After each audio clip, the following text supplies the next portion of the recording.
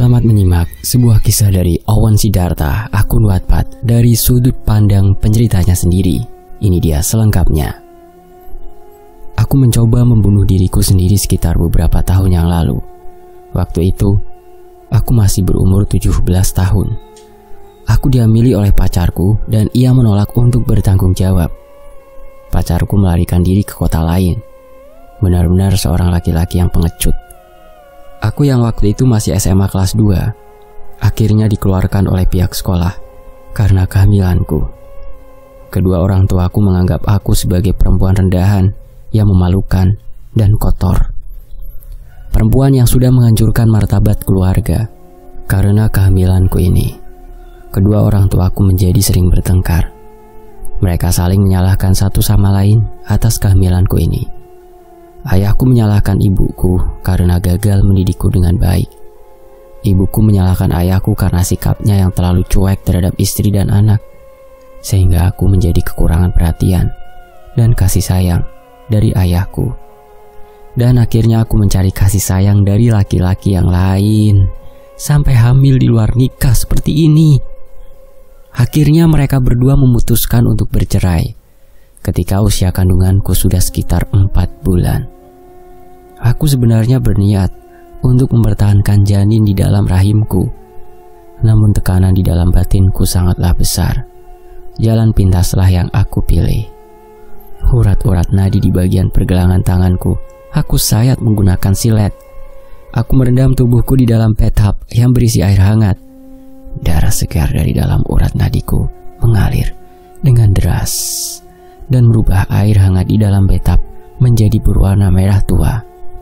Aku masih bisa mengingat dengan jelas apa yang terjadi kepadaku setelah itu.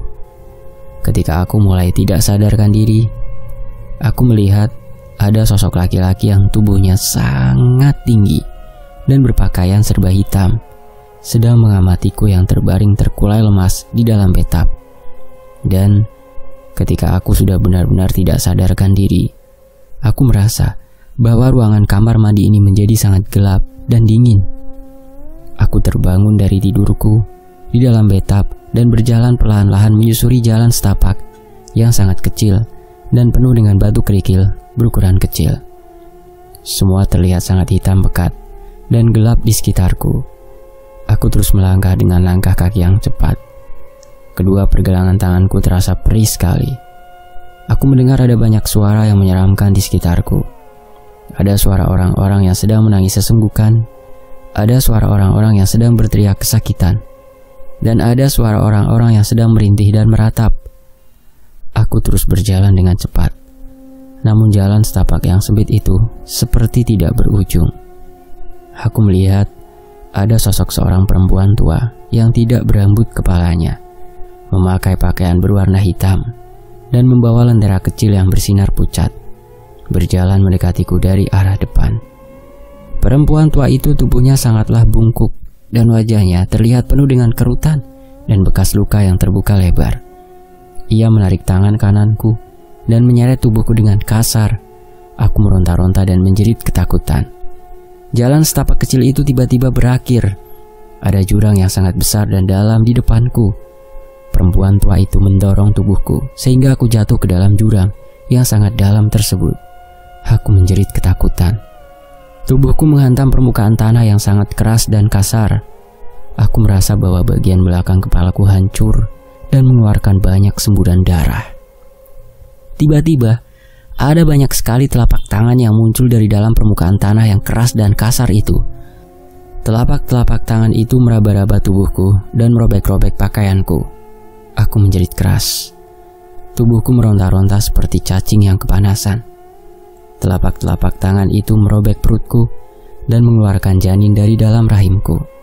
Aku menjerit ketakutan dan kesakitan. Salah satu telapak tangan itu membekap mulut dan hidungku dengan erat. Ada telapak tangan yang lain yang tiba-tiba membekap dan menutup bagian mataku. Gelap, pengap, dingin. Tubuhku terasa sangat lemah dan lemas. Kesadaranku menghilang dengan cepat. Tubuhku terasa melayang ke udara dan perlahan-lahan pudar. Seperti asap rokok yang memudar di langit malam yang dingin dan pekat. Aku terbangun di dalam ruangan yang sangat kecil dan sangat dingin. Tubuhku tidak bisa bergerak dengan leluasa. Ruangan ini sempit dan dingin sekali. Aku mencoba menggerakkan tubuhku, namun ruangan ini terlalu sempit. Aku tiba-tiba menyadari sesuatu. Aku berada di dalam laci lemari es, di dalam ruangan kamar mayat. Tubuhku meronta-ronta dengan hebat. Aku berteriak-teriak ketakutan. Teriakan histerisku terdengar oleh seorang penjaga kamar mayat. Ia segera membuka laci lemari es yang sangat sempit itu. Wajah penjaga kamar mayat itu terlihat pucat dan ketakutan. Aku memandangi wajah dengan pandangan mata yang tanpa berkedip. "Tolong, saya masih hidup. Tolong, keluarkan saya dari sini," kataku dengan suara yang parau dan gemetaran. Sudah sekitar 2 minggu sejak aku dikeluarkan dari kamar mayat oleh petugas penjaga. Janin di dalam tubuhku telah mati dan dikeluarkan oleh dokter dari rahimku ketika aku dinyatakan telah tewas dan dimasukkan ke dalam kamar mayat. Hatiku terasa sangat hancur dan sedih karena kehilangan janinku, kehilangan anakku. Aku benar-benar menyesali perbuatanku yang telah menghancurkan rumah tangga orang tuaku. Aku juga sangat menyesali tindakan percobaan bunuh diri yang telah kulakukan itu. Ayah dan ibuku sudah tidak ingin lagi bertemu denganku. Mereka berdua benar-benar muak melihat wajahku. Aku sekarang bertempat tinggal di rumah tanteku, adik dari ibuku, yang letaknya sangat jauh dari rumah orang tuaku. Tanteku ini memang sangat menyayangiku dan dekat denganku semenjak aku masih kecil. Beliau tidak memiliki keturunan, walaupun sudah menikah selama 15 tahun lebih. Pamanku juga sangat menyayangi aku. Mereka berdua bersedia menampungku di rumah mereka. Tanteku memiliki usaha toko kue yang cukup sukses di kota tempat tinggalku. Aku yang sudah tidak bersekolah lagi akhirnya memutuskan untuk bekerja di toko kue tanteku itu. Semua berjalan normal dan baik-baik saja. Sampai 1 bulan kemudian. "Mona, kamu tadi berbicara dengan siapa? Kok kamu tertawa sendiri dari tadi?" tanya tante kepadaku. "Loh, aku sedang berbincang-bincang sama si Om Arif, pelanggan toko tante itu loh, yang tubuhnya gendut dan pendek. Dulu ketika aku masih kecil dan sering bermain di toko tante, Om Arif kan sering membeli kue di toko tante dan menggodaku. Tiba-tiba Om Arif datang ke sini dan mengajakku bercanda. Lucu sekali Om Arif itu. Dari tadi ia terus-menerus mencoba mengajakku pergi dengannya. Katanya aku mau diajak ke tempat yang indah pemandangannya dan..." Jawabku sambil tersenyum. "Om Arif?" Tanteku segera menyela kata-kataku. "Iya, Om Arif, itu tuh pelanggan toko tante yang lucu penampilannya. Emangnya ada Om Arif lainnya apa? Itu dia ada di..." Jawabku dengan wajah yang penuh keheranan. "Mona, kamu jangan bercanda ya. Kamu ini ada di dalam kamar tidur. Ini juga sudah jam 9 malam. Mana mungkin ada Om Arif di dalam kamar tidur ini?" Jawab tanteku dengan wajah yang terlihat pucat. Tapi..." Aku segera tersadar bahwa memang tidak mungkin ada Om Arif di dalam kamar tidur ini. "Mona, Om Arif juga sudah meninggal dunia karena kecelakaan sepeda motor 3 tahun yang lalu setelah mengambil pesanan kuenya di toko tante. Apakah kamu lupa? Tante pernah memberitahu kepadamu mengenai ini kan?" tanya tanteku dengan suara yang terdengar dipenuhi oleh rasa khawatir. Aku terdiam dan tidak sanggup menjawab pertanyaan tanteku. Ia menghela nafas panjang dan berkata, "Ya sudahlah, mungkin kamu kecapean atau lagi banyak pikiran ya. Mungkin kamu tadi ketiduran dan bermimpi bertemu Om Arif. Ataukah mungkin kamu mengigau? Mona, kamu lebih baik kembali tidur sekarang ya. Mungkin kamu memang kecapean. Ayo tidur lagi saja. Jangan menonton TV sampai tengah malam ya. Tanteku memadamkan lampu dan berjalan keluar dari kamar tidur ini. Aku benar-benar yakin bahwa aku tadi tidak ketiduran.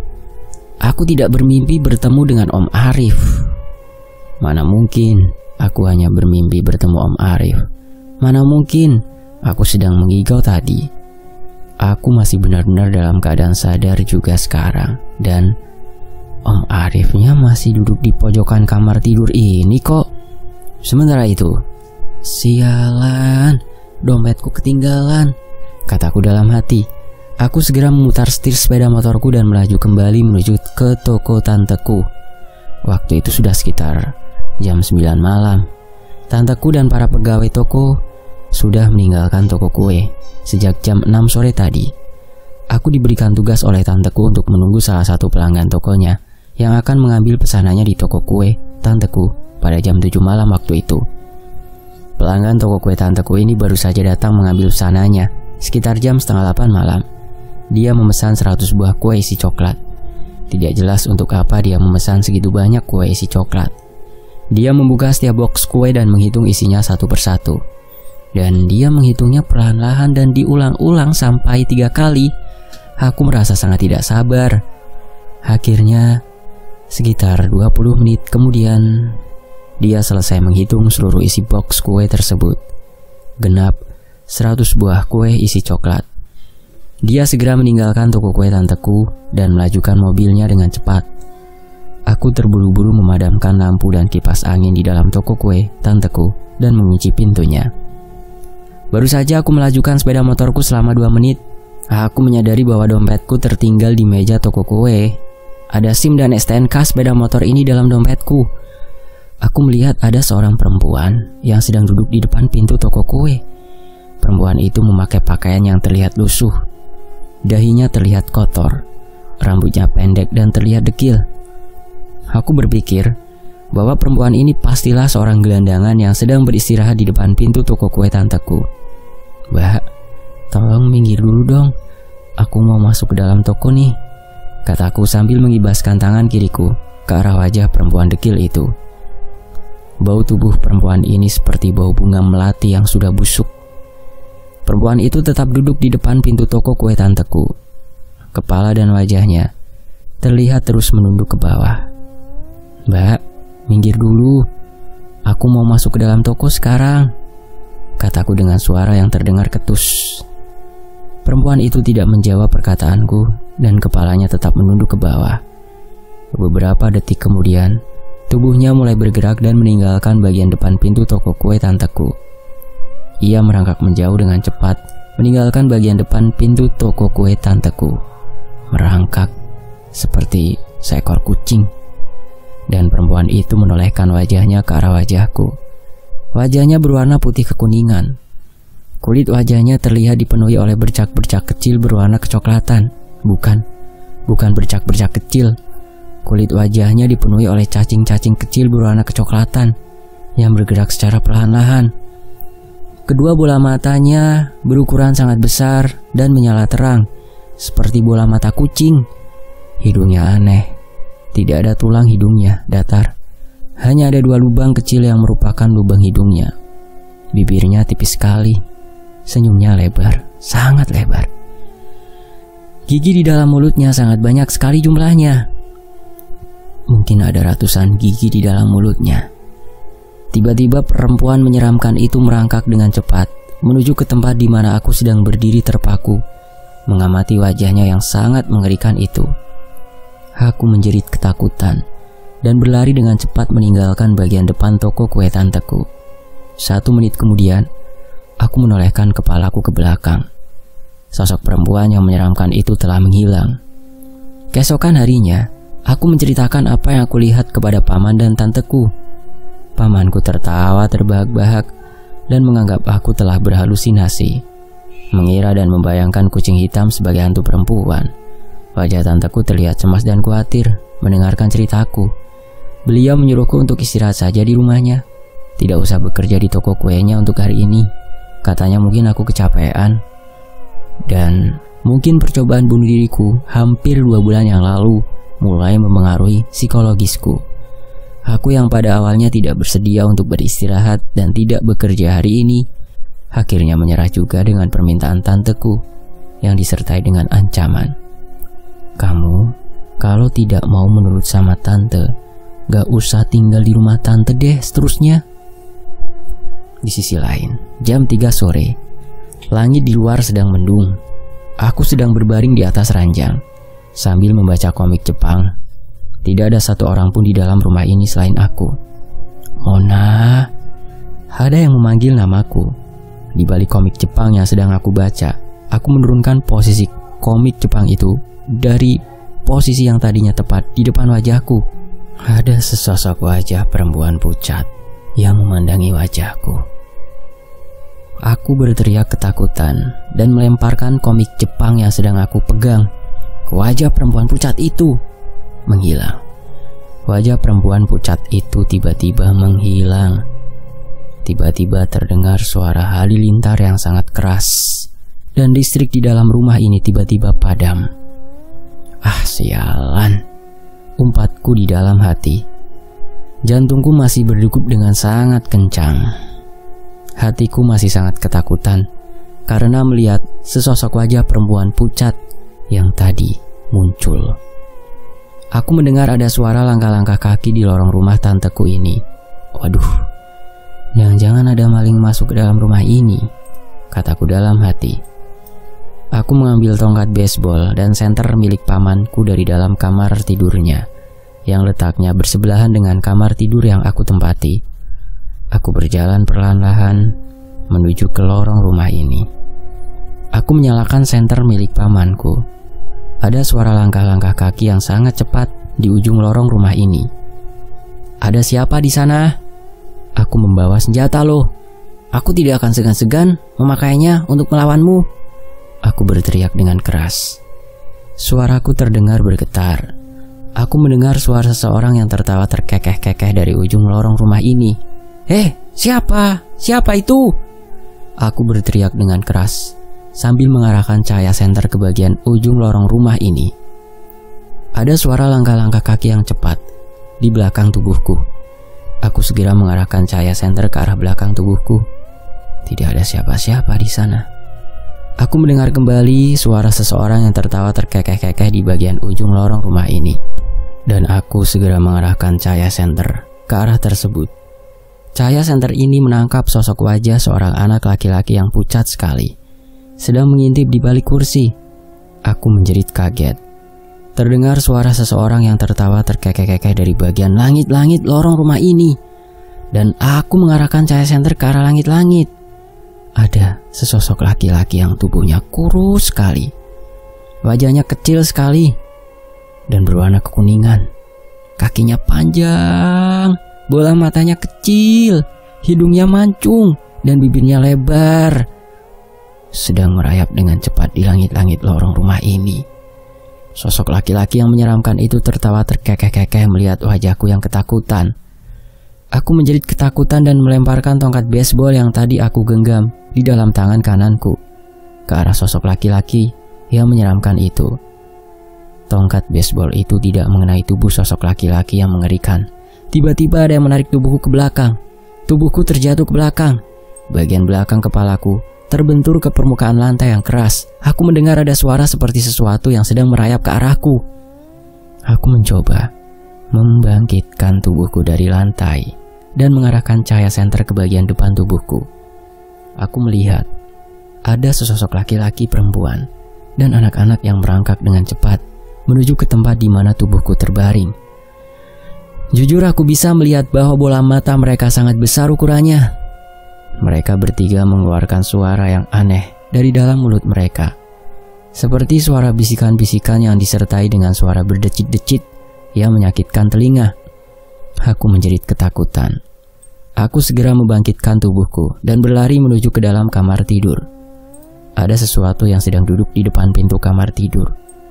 Ada seseorang yang sedang duduk di depan pintu kamar tidur. Iya, perempuan menyeramkan yang sama yang kemarin duduk di depan pintu toko kue tanteku. Bibir perempuan itu tersenyum lebar. Kedua bola matanya yang berukuran besar memandangi wajahku tanpa berkedip. Aku cepat-cepat berlari menuju ke dalam kamar mandi yang terletak agak jauh dari kamar tidur itu. Aku menutup pintu kamar mandi dan menguncinya. Aku bersembunyi di dalam kamar mandi ini dengan tubuh yang gemetaran dan menggigil karena perasaan takut yang memenuhi hatiku. Sekitar 1 jam kemudian, listrik di rumah ini kembali menyala. Aku segera berlari keluar dari dalam kamar mandi menuju ke garasi rumah ini. Aku segera membuka pintu garasi, mengendarai sepeda motorku, dan melajukan sepeda motorku meninggalkan garasi rumah ini dengan cepat. Aku lupa menutup pintu garasi rumah ini. Aku tidak berani pulang ke rumah ini. Sampai sekitar 3 jam kemudian, ketika paman dan tanteku menelepon handphoneku dan memarahiku karena telah membiarkan pintu garasi rumah mereka terbuka lebar. Dalam perjalanan pulang ke rumah mereka, aku mengalami kecelakaan. Aku melihat ada anak kecil berkepala gundul yang menyeberang jalan secara tiba-tiba. Aku membanting setir sepeda motorku ke arah kiri untuk menghindari anak kecil tersebut. Sepeda motorku tertabrak mobil yang sedang melaju dengan cukup kencang. Tubuhku terpental beberapa meter. Aku mengalami gegar otak dan beberapa tulang rusukku patah. 2 minggu kemudian, aku diizinkan oleh dokter untuk keluar dari rumah sakit. Aku telah menceritakan apa yang aku lihat dan aku alami kepada paman dan tanteku. Mereka berkesimpulan bahwa mungkin karena percobaan bunuh diriku lebih dari 2 bulan yang lalu dan aku hidup kembali, mata batinku jadi terbuka dan aku menjadi seorang yang peka dan bisa melihat makhluk-makhluk yang tak kasat mata. Mereka mengajakku menemui beberapa orang pintar dan pemuka agama tertentu, namun aku menolak ajakan mereka. Tidak tahu kenapa. Aku merasa sangat tidak ingin bertemu dengan orang pintar atau pemuka agama tersebut. Jujur, aku masih sering melihat mereka di sekelilingku sampai sekarang. Bahkan pada saat ini pun, ketika aku sedang menuliskan ceritaku ini, ada sosok perempuan yang wajahnya terlihat sangat hancur dan rusak sedang duduk di sebelahku. Dan perempuan yang wajahnya terlihat sangat rusak dan hancur ini mungkin sekarang sedang bersama kalian di belakangmu, di samping kananmu, di bawah kolong tempat tidurmu, memperhatikanmu dengan seksama ketika kamu menyimak kisah ini di Tony FS. Selesai. Demikianlah sebuah kisah dari Awan Sidarta. Saya pamit. Sampai jumpa di kisah lainnya. Wassalamualaikum.